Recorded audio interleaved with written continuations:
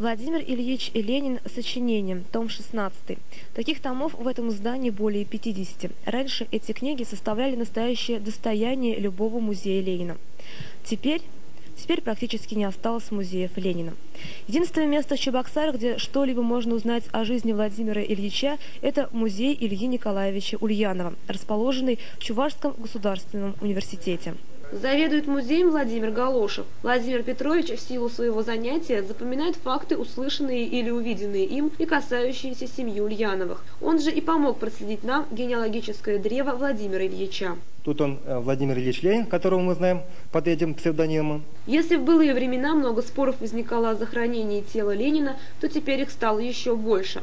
Еще в 1993 году Ельцин отменил почетный караул у мавзолея и прекратились его массовые посещения. Тогда, по оценкам российского правительства, на все, связанное с мавзолеем, включая охрану и содержание тела Ленина, уходило $1,5 миллиона в год.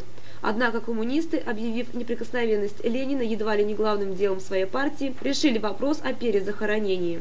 Ольга Дмитриевна еще жива, живет в Москве. Бодрая женщина, я бы сказал, недавно по телевидению видел. Она выступала по поводу захоронения тела Ленина. Говорит, еще рано хоронить, потому что вандалы могут надругаться над телом Ленина. Все, что напоминает здесь о великом вожде, это несколько фотографий и скульптура, на которой молодой Володя Ульянов изображен со своим отцом Ильей Николаевичем. Музей университета был хранителем первоисточников, из которых потом зародился музей Ленина в Чебоксарах. Теперь архивы хранятся в маленьком помещении Национального музея, и мало кто о них вспоминает. Однако, кто знает, быть может, придет время, когда с экспонатов смахнут пыль десятилетий и вновь выставят перед посетителями, которые с интересом будут расспрашивать о жизненном пути великого вождя пролетариата, известного под псевдонимом Ленин.